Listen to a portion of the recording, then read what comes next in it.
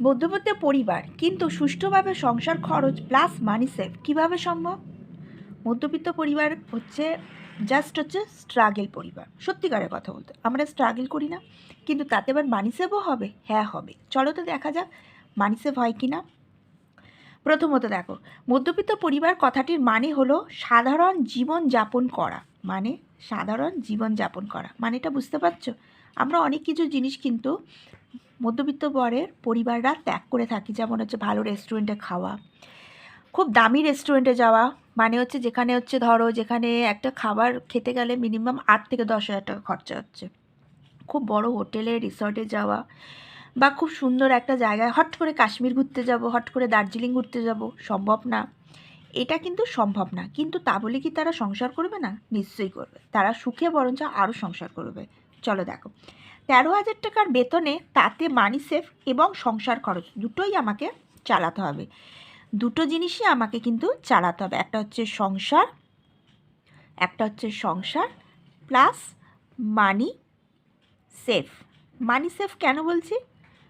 যাতে সংসার চালানোটার জন্য কোনো খরচ করতে না হয়, মানে ধার করতে না হয়, তার মানে হচ্ছে মানি সেভ। মানে সংসার ঠিকঠাক চালাতে গেলে মানি সেভ করতে হবে, আর মানি সেভটা যদি করি তাহলে কিন্তু আমার সুন্দরভাবে সংসার হবে।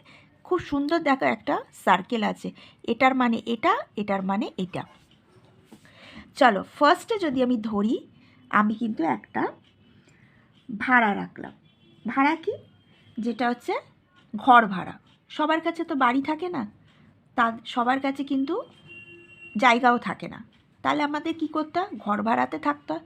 তাতে সংসার চলছে, তাতে ছেলে মেয়ে মানুষ হচ্ছে, সমস্ত কিছু হচ্ছে। তো আমি চাইছি যে একটা ঘর ভাড়াতেই আমি ধরে নিলাম কেউ না কেউ থাকে। আমার যে ভিডিওটা যাচ্ছে প্রচুর লোক দেখবে, তার মধ্যে কেউ না কেউতেই 13,000 টাকা মাইনে পাচ্ছে, বা কেউ হচ্ছে 10,000 টাকা পাচ্ছে, কেউ হচ্ছে 15,000 টাকাও পাচ্ছে। হ্যাঁ, তো চলো ফার্স্টে দেখা যাক। আর একটা কথা আমি বলে রাখি, এটা একদম মধ্যবিত্ত সংসার। কেউ যারা উচ্চ মধ্যবিত্ত আছে বা বড় লোক আছো, তারা যদি আমার এই ভিডিওটা দেখে কমেন্ট করো যে এই টাকায় কি এটা পাওয়া যায়, তারা কিন্তু বোকামি করবে। কারণ আমি আগেই বলে দিয়েছি এটা মধ্যবিত্ত পরিবার। তার মানে এই না যে বড় লোকরা যেই লাইফটা লিড করছে এরাও কিন্তু সেই লাইফটা লিড করবে, কিন্তু কি সংসার চালাতে হবে, সুষ্ঠুভাবে চালাতে হবে। ভাড়া ধরো আমি 2,500 টাকা ভাড়া রাখলাম, হলো।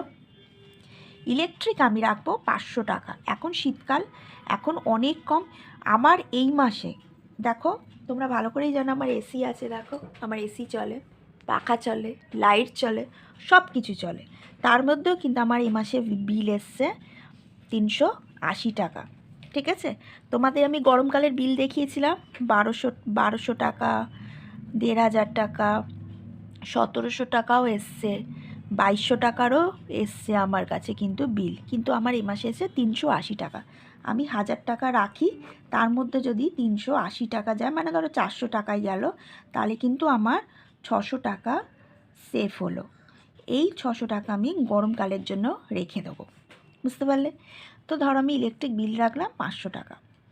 স্কুল খরচ রেখেছি, ফিস ফ্রি, স্কুল হচ্ছে ফ্রি, মানে গভর্নমেন্ট স্কুল। এবার অনেকে একটা কমেন্ট করেছে গভর্নমেন্ট স্কুলে কি খরচা হয় না? স্কুল ফিসটা লাগে না, বাকি তো স্কুল খরচা করতে লাগবে। আমরা যখন গভর্নমেন্ট থেকে সুন্দর সুন্দর স্কুল পাচ্ছি, এমনি কেন বাচ্চাকে পড়াবো না? সব স্কুলে আমি নিজে যে স্কুলে পড়েছি, আমিও গভর্নমেন্ট স্কুলে পড়েছি। এখন মেডিকেল কলেজে যিনি একজন ডাক্তার আছে, আমার দিদিই হয়, তিনি কিন্তু ওই স্কুল থেকেই পড়েছে, মানে নিবেদিতা স্কুল থেকে। সেও কিন্তু একজন চাইল্ড স্পেশালিস্ট মেডিকেলের ডাক্তার। ঠিক আছে, তাহলে গভর্নমেন্ট স্কুল থেকেও কিন্তু পড়লে শুধু পড়ার ধরনটা কীভাবে পড়ছি সেটা গার্জেনকে লক্ষ্য করতে হবে। 300 থেকে 500 টাকার মধ্যে একটা টিউশন ফিস দেবো, একটা ভালো ফিস দেবো, আর স্কুলটা ঠিকঠাকভাবে স্টুডেন্টকে পড়াবো। গ্যাস 900 টাকা, খাওয়া খরচ হচ্ছে 3,000 টাকা, 100 × 30 দিন মানে 3,000 টাকা। এর বাজেট আমার ভিডিওতে দেওয়া আছে যে 100 টাকায় ডেলি কিভাবে খাওয়া খরচ চলবে, আছে ভিডিওতে, তোমরা চাইলে দেখে নিতে পারো। রেশন বা মুদিখানার দোকানে দিতে হবে 1,700 টাকা। দেখো অনেকটা চিপ। আমরা যদি অনেক সময় রেশনের চালও খাই, তো তো আমার দেখো আছে বলেই আমি খেয়ে ফেলবো তা না, ঠিক আছে? তো 13,000 টাকাও কিন্তু ঠিকঠাক। অনেকে 13,000 টাকাও স্যালারি পায় না, 8,000 টাকা স্যালারি পায়। তারা কিভাবে চলবে বলো তো? যারা 7,000 টাকা পায় তারা কিভাবে চলবে বলো তো? সারা মাস যারা 7,000 টাকা ইনকাম করে। তো যখন যা আছে, রেশনে চাল নিলাম, একটু দেখো স্ট্রাগল করি, কিন্তু বেশ ওইগুলোও মজাদার আছে। মজাদার না? সব কিছু ধরো হাতে পেয়ে গেলাম, সেটাও কি ভালো? একটু যদি স্ট্রাগল না করবো তাহলে সংসার করতে মজা কী লাগলো? সেভ করব এতে এবার 1,000 টাকা। এই সেভটা হচ্ছে করতেই হবে। এইগুলো আমি কিন্তু একদম বেসিক দিয়েছি, আমি কোনো বাইরে ঘুরতে যাওয়া, ফিরতে যাওয়া, কেনাকাটি কিচ্ছু দিইনি। সেভ করব 1,000 টাকা।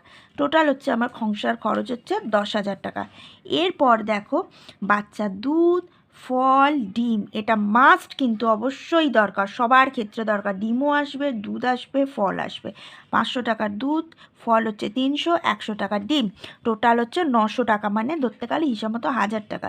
তাহলে হয়ে গেল 10,900 টাকা, মানে ধরো 11,000 টাকায় আমি ধরে রাখলাম।